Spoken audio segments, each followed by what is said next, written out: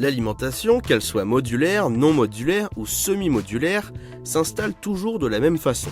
Si vous tenez à faire une gestion de câble optimale, on vous conseille une alimentation modulaire. C'est ce qu'on a choisi pour ce PC. Petit conseil, généralement, vous allez retrouver beaucoup de tortillons comme ça en métal, plus ou moins longs, fournis dans les boîtes d'alimentation, dans les boîtiers, etc. Conseil, gardez-les. Parce que quand ils sont bien longs, on peut les retailler, il suffit juste d'une petite pince coupante, on coupe, etc. Ça peut vous sauver la mise sur du regroupement de câbles, c'est très flexible, ça serre très bien, très fort. Et quand il va falloir passer au cable management, etc., ça peut vous permettre de pouvoir associer des câbles entre eux, serrer des choses. Ça peut vous sauver la mise, surtout si vous n'avez pas pensé à acheter des serre-câbles. D'ailleurs, autre conseil, achetez des serre-câbles.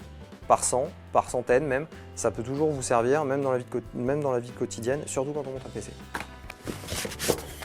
Le bloc d'alimentation, la prise d'alimentation. Et à l'intérieur de cette housse façon un peu trousse de toilette, on va retrouver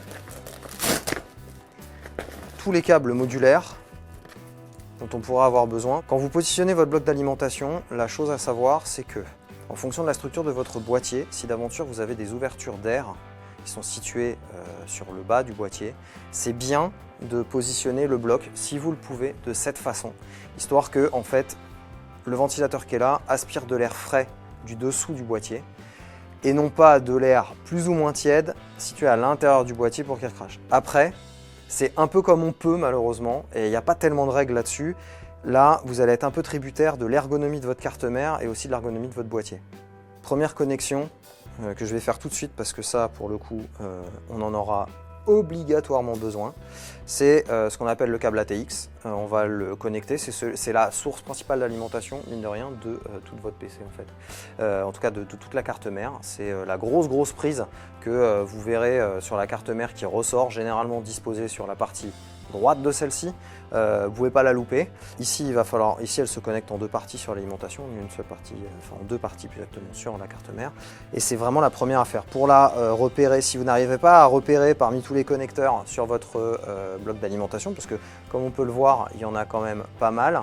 Repérez la plus grosse prise qui s'appelle 24 pins ATX. Vous avez une chance de taper dedans. Les autres, comme on n'en est pas certain pour l'instant, on va attendre un petit peu. Donc, je vais positionner le bloc ici, en bas de boîtier.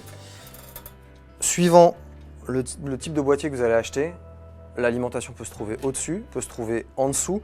Et il y a même des boîtiers qui vous permettent de la déporter sur l'arrière du PC parce que bien séparés par une seule cloison. Je pense notamment à certains boîtiers Corsair qui font ça. Là, le but de l'opération, c'est d'ajuster au mieux l'alimentation en face des trous de fixation qui sont prévus. Petit conseil, vous allez vous rendre compte parfois que à ce niveau-là, il y a une légère isolation qui est mise entre la tôle de votre boîtier et l'alimentation.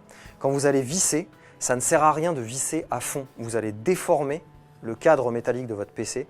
Et à ce moment-là, bon, ça craint pas grand-chose, mais c'est pas très beau. Et hop, pareil, on visse en croix. Et là, normalement, mon alim, elle bouge pas. On résume. Quand c'est possible, positionnez l'alimentation avec le ventilateur vers l'extérieur du boîtier pour bien évacuer la chaleur. N'oubliez pas de relier votre carte mère à l'alimentation à l'aide d'un câble ATX. Prochaine étape, installez le SSD et le disque dur.